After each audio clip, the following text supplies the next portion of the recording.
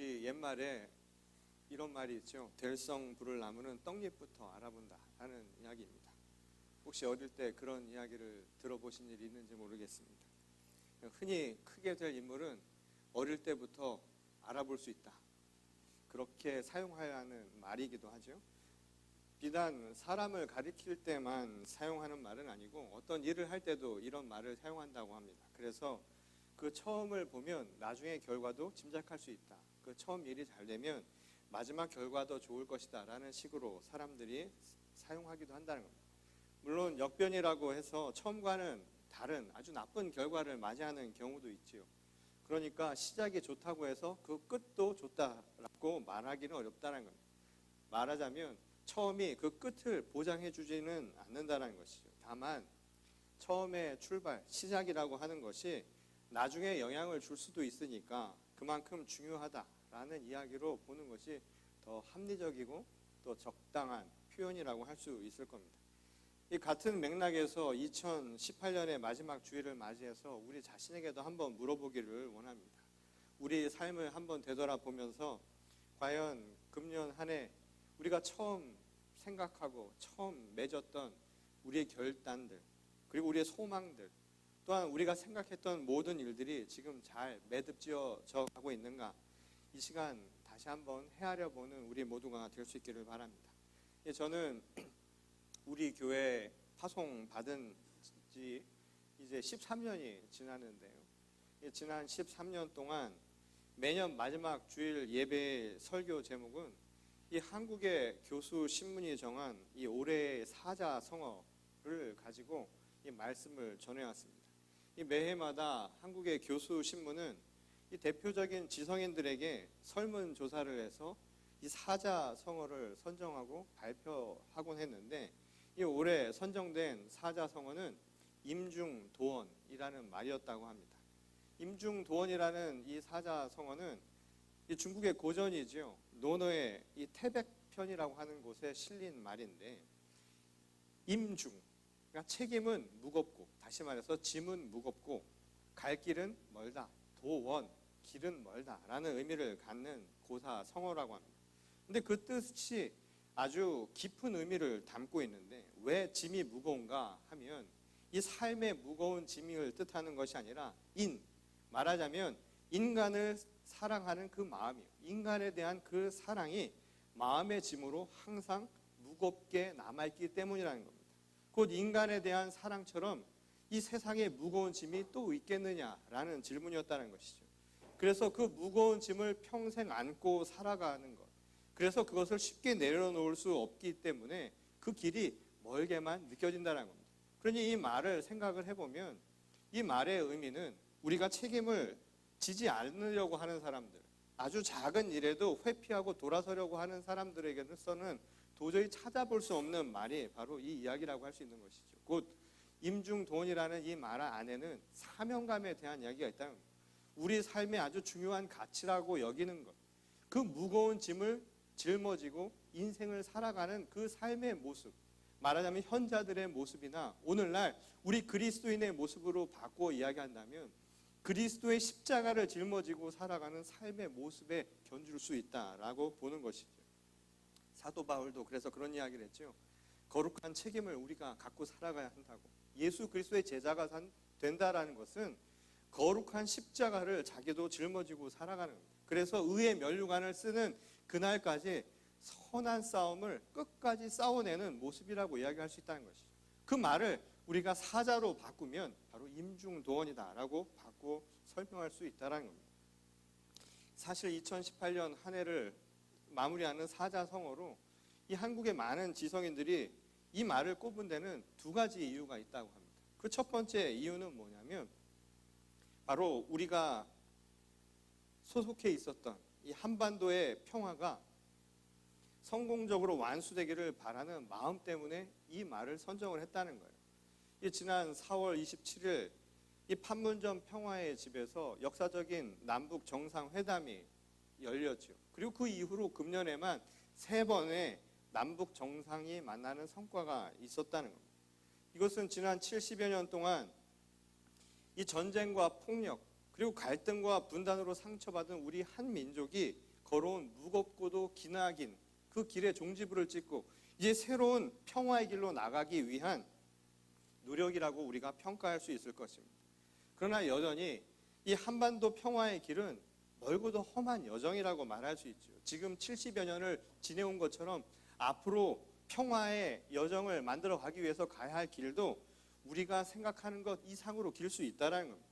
넘어야 할 장벽과 숱한 어려움들이 아직 남아있기 때문에 흔들리지 않고 이 평화의 시대를 열어가기 위한 마음들, 정말 평화를 생각하는 그 무거운 짐들, 사명감을 안고 이 시대를 살아가는 우리 모두가 끝까지 그 길을 함께 걸어갔으면 좋겠다라는 의미로 이 말을 선택을 했다는 겁니다.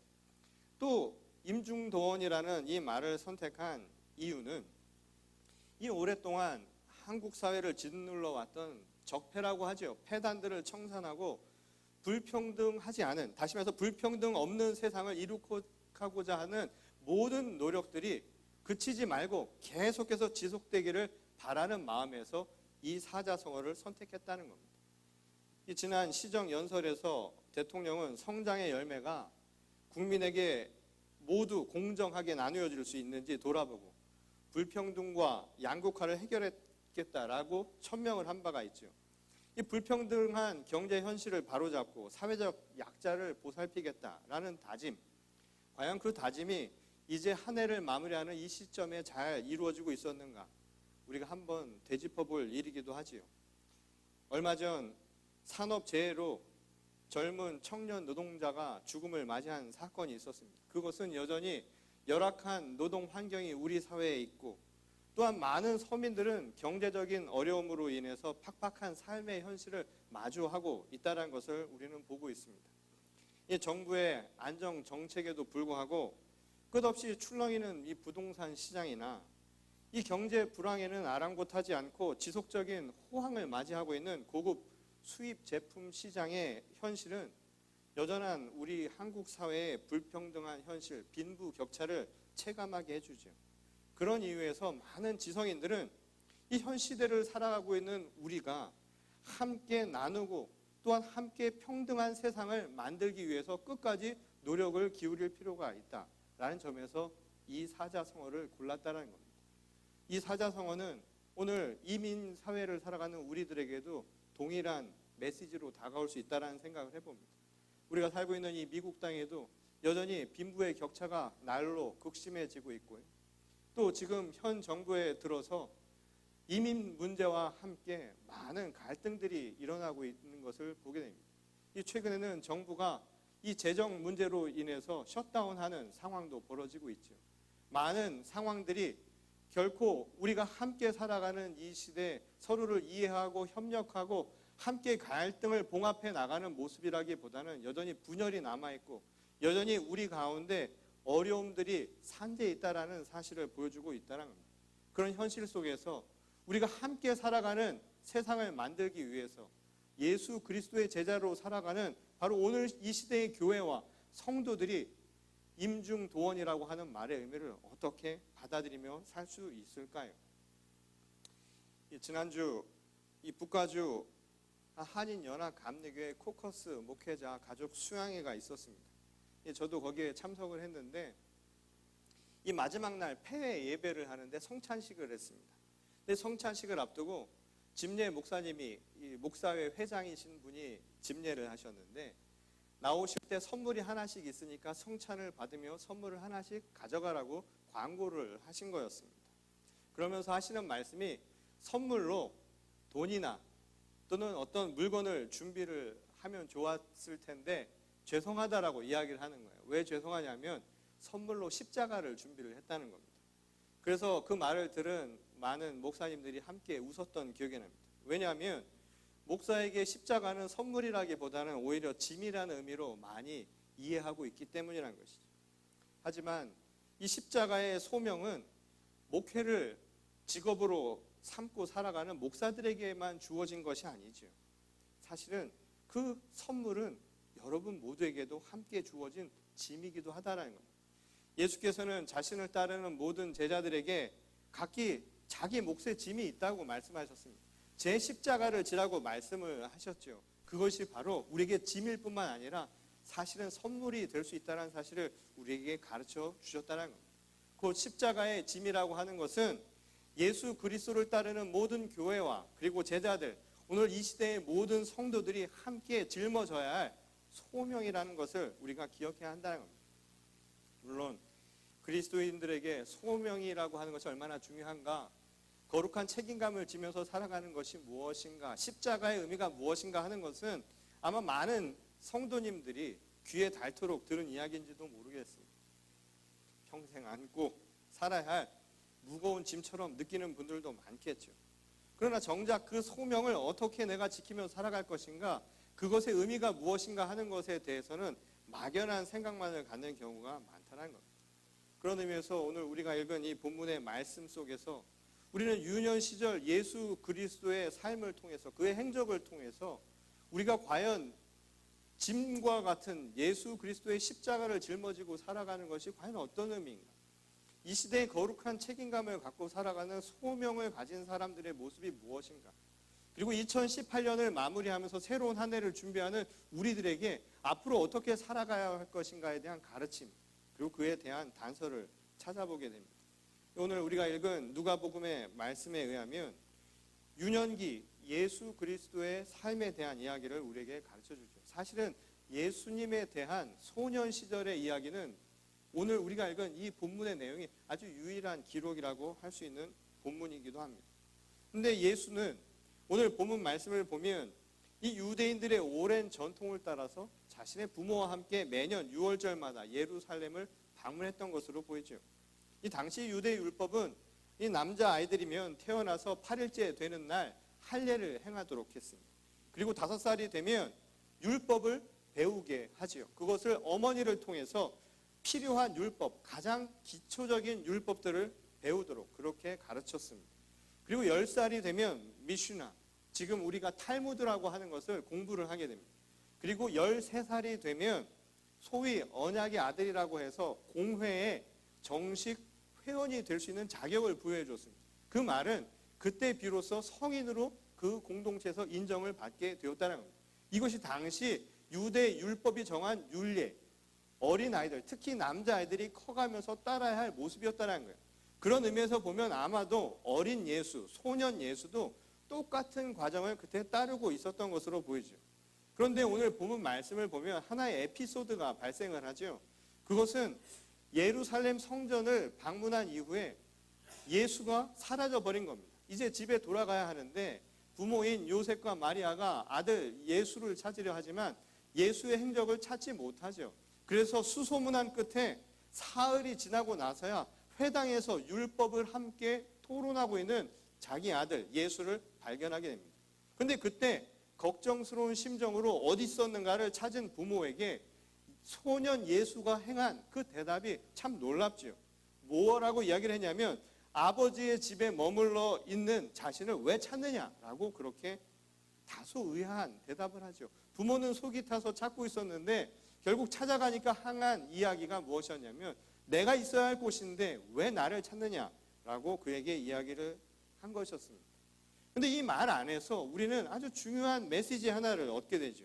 그것은 바로 그리스도인이 짊어지고 가야 할 소명에 대한 하나의 단서가 되는 가르침을 얻게 된다는 겁니다. 그 가르침은 바로 우리의 영적인 문제와 관련이 있는 부분이죠. 이 예수께서 애타게 자신을 찾은 부모에게 내가 있어야 할 곳은 바로 아버지의 집이다 라고 하신 이 말씀이 바로 그 단서가 되는 부분이라는 겁니다. 성전이 곧 우리 영의 집이라는 거예요. 한마디로 우리 영의 본향이다 이 말씀인 겁니다. 이 말은 무엇을 의미하나요? 육신은 땅에 머물러 있지요.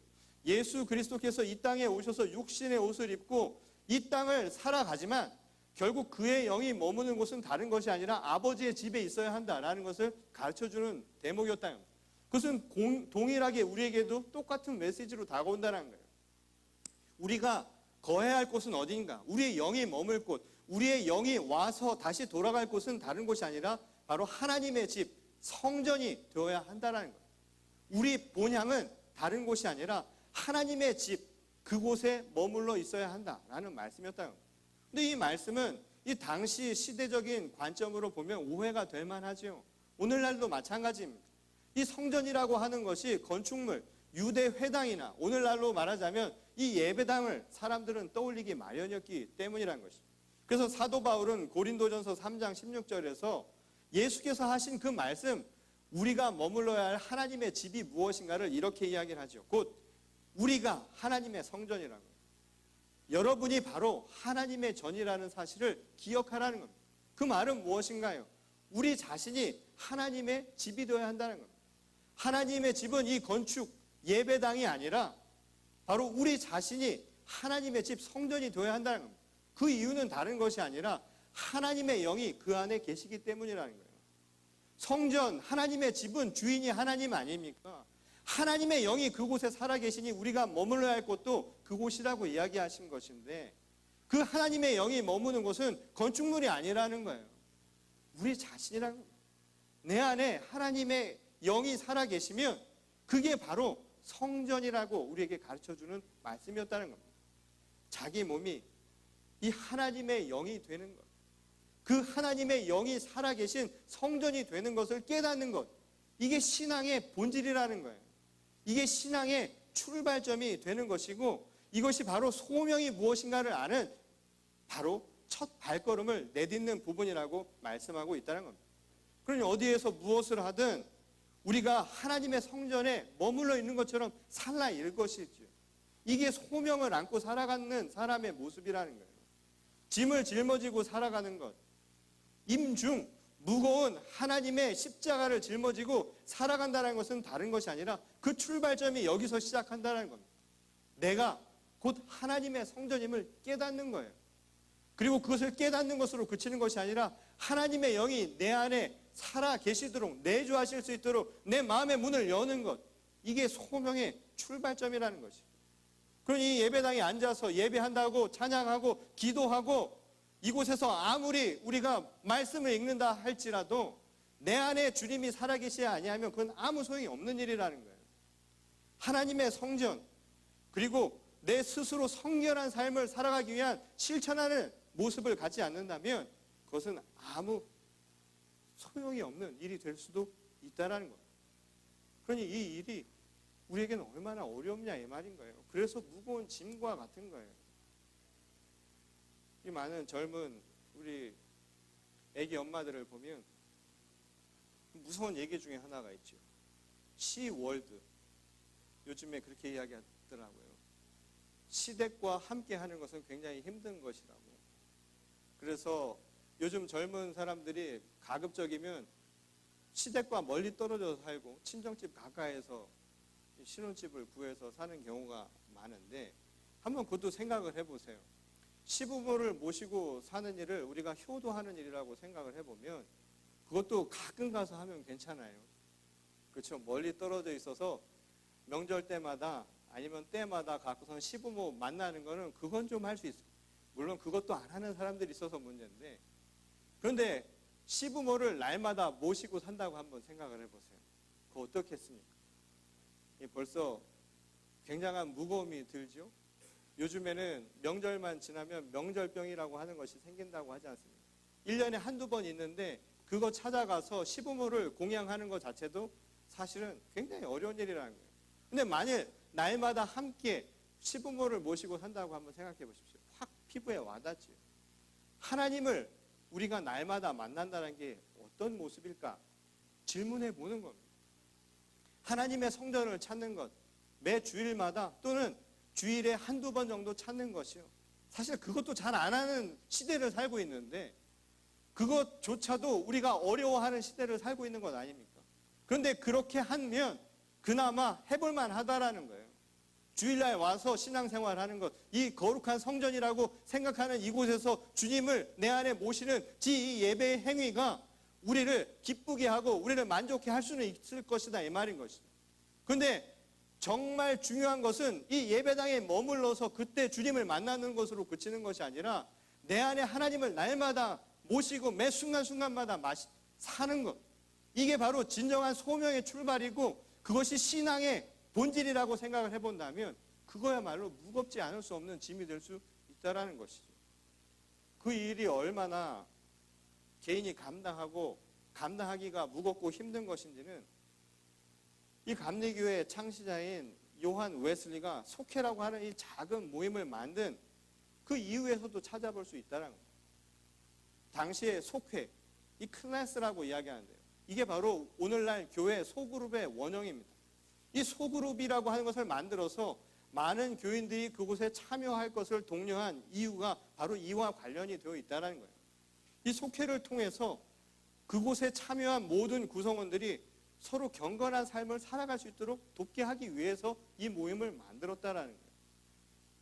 내가 가끔씩 찾아가는 것이 아니라 내 안에 주님을 날마다 모시며 살아가는 것이 힘들고 어려운 아주 무거운 십자가의 짐을 짊어지는 것과 같은 어려운 일이기에 이 일을 감당하기 위해서 혼자만으로는 힘드니까 함께 작은 소그룹을 만들어서 서로 격려해 갈 수 있도록, 그리고 서로 잘못된 것은 바로 잡아서 신앙의 본질과 신앙의 중심을 잃지 않도록 서로 도움을 주고자 했다는 겁니다. 그런 의미에서 속회, 소그룹이라고 하는 것이요. 또는 구역 예배나 또는 다른 셀 모임도 마찬가지입니다. 이 모임의 가장 중요한 것은 친교를 통해서 서로 교제하는 것에 있는 것이 아니었다는 거예요.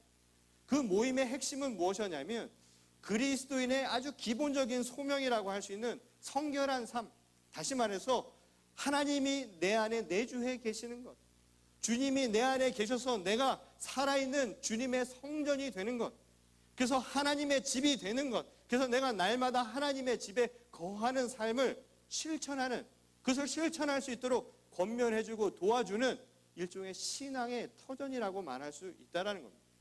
그 신앙 공동체가 제공해주는 강력한 장점이 바로 이것이라는 거예요. 교회도 마찬가지 아닙니까? 교회는 이게 교회가 아니에요.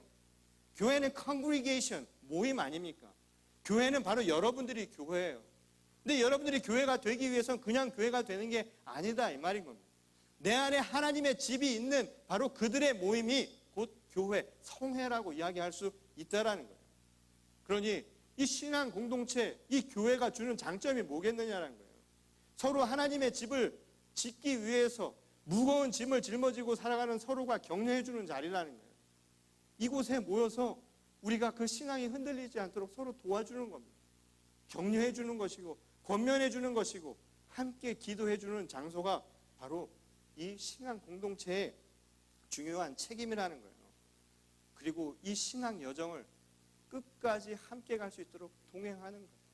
이게 바로 교회 그리고 속회의 아주 중요한 의미였다는 겁니다. 그러니 신앙은 개인적 영성으로 그치는 게 결코 아니라는 사실을 알 수 있죠. 이 세상을 인간이 혼자 살아갈 수 없듯이 신앙도 그리스도의 몸된 교회 안에서 만들어져 간다는 겁니다. 혼자 세워가는 것도 아니고 서로 함께 만들어 가는 거예요. 서로 완성된 사람들이 모이는 게 아니다 이 말인 거예요.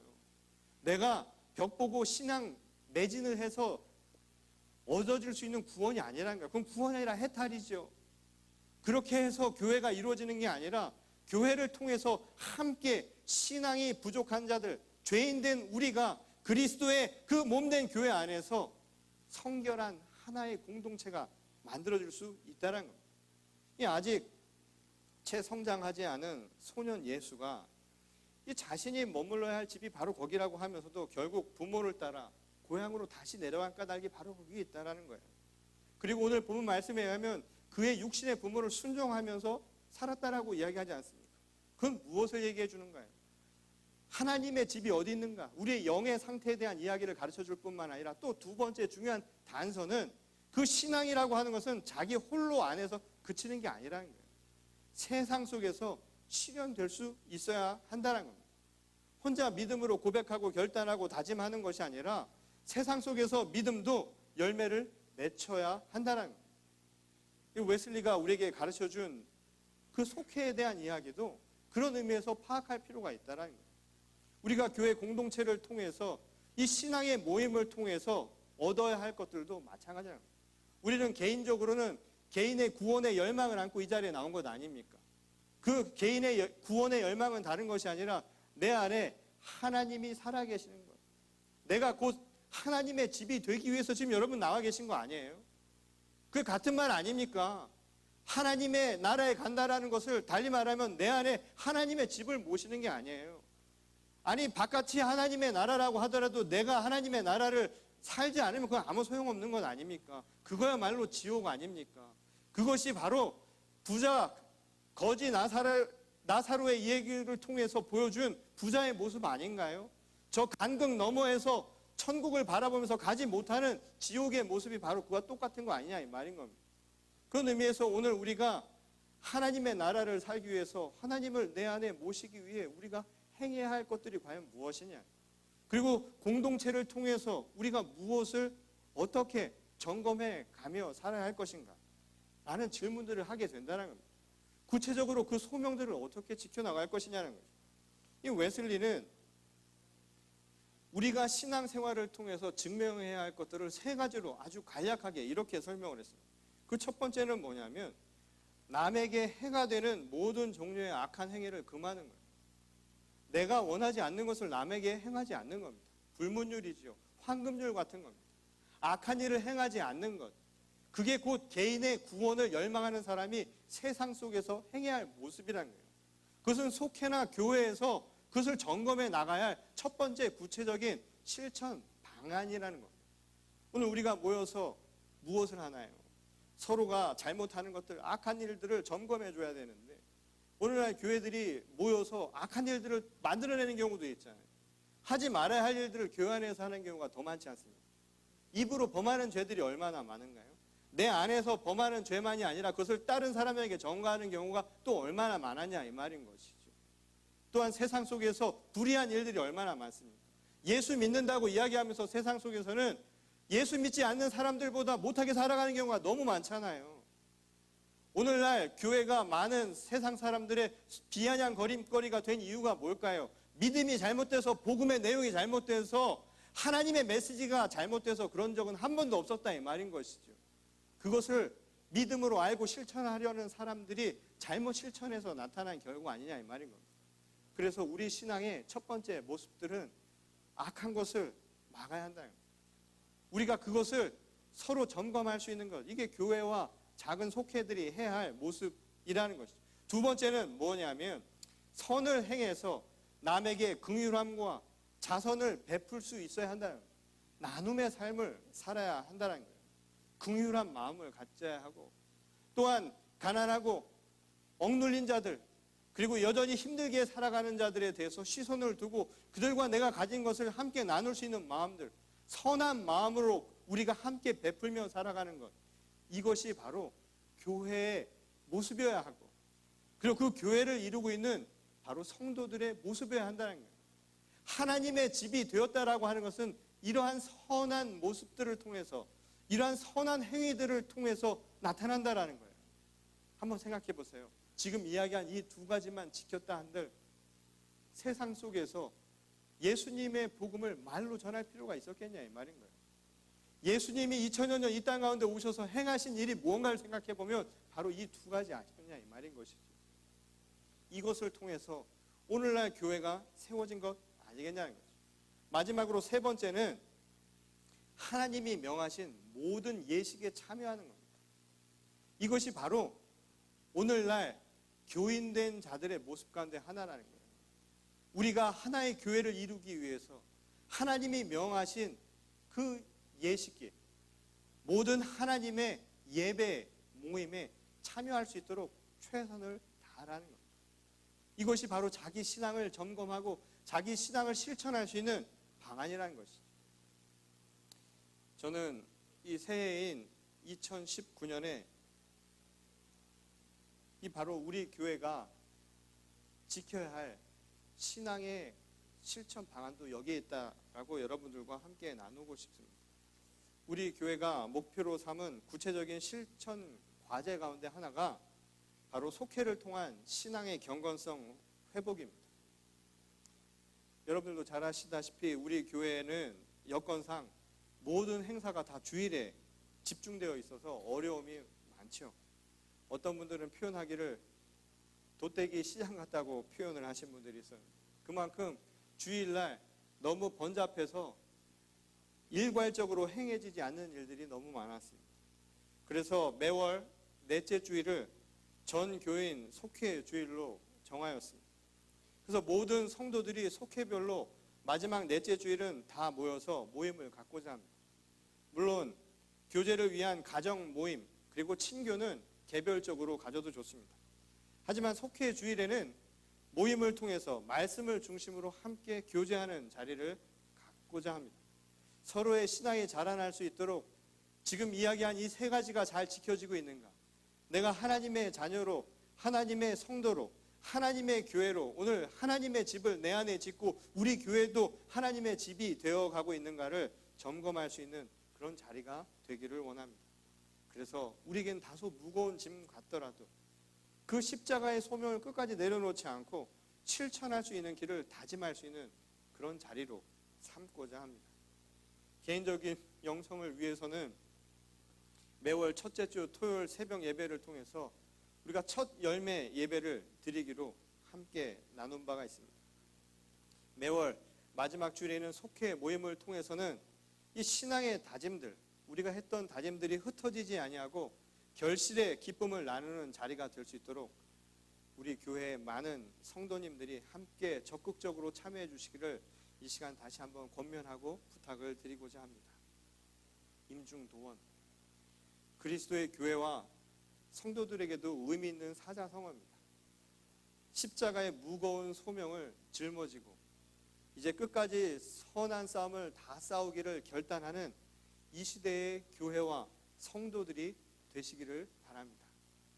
비록 무겁고 어려운 일이 될 수 있을지 모르지만 우리에게 주신 이 하나님의 고귀하고도 성결한 거룩한 이 책임을 여러분 내려놓지 마시기 바랍니다. 우리는 예수님의 사람들입니다. 지난 한 해 예수님이 우리와 함께 하시며 우리가 짊어졌던 짐을 저는 나눠주셨으리라 믿습니다. 물론 그 짐이 무겁고 힘들 때도 있었지만 장차 그것이 우리에게는 그 무엇에서도 비길 수 없는 가장 큰 선물이 될 줄 믿습니다. 오늘 2018년 이 마지막 주일 예배 여러분들에게 선물을 드립니다. 자기 십자가를 드시기 바랍니다. 그리고 그 십자가를 가지시고 2019년에도 열심히 사시기 바랍니다. 특별히 오늘 이 시간 무거운 짐, 삶의 무거운 숙제를 갖고 오신 분들 오늘 주 안에서 그 모든 짐들이 다 해결될 수 있기를 축원합니다. 무겁고 또 수고하고 짐진 자들 다 오라고 하신 주님의 말씀처럼 이 시간 그 모든 것들이 해결되는 역사가 이루어지기를 바랍니다. 또한 육신의 병과 질병과 아픔을 가지고 온 모든 분들에게 이 시간 하나님의 놀라우신 역사가 이루어지기를 소원합니다.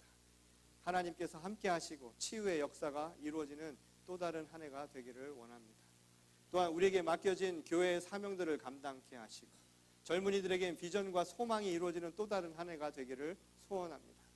그리고 그것을 통해서 우리가 살아가는 이 시대의 빛과 소금과 같은 역할을 감당할 수 있는 우리 열린 교회와 그리고 그 열린 교회에 소속된 모든 성도님들이 되시기를, 그리고 그 안에서 하나님의 놀라운 축복을 경험하는 각 가정과 기업이 될 수 있기를 주님의 이름으로 간절히 축원합니다.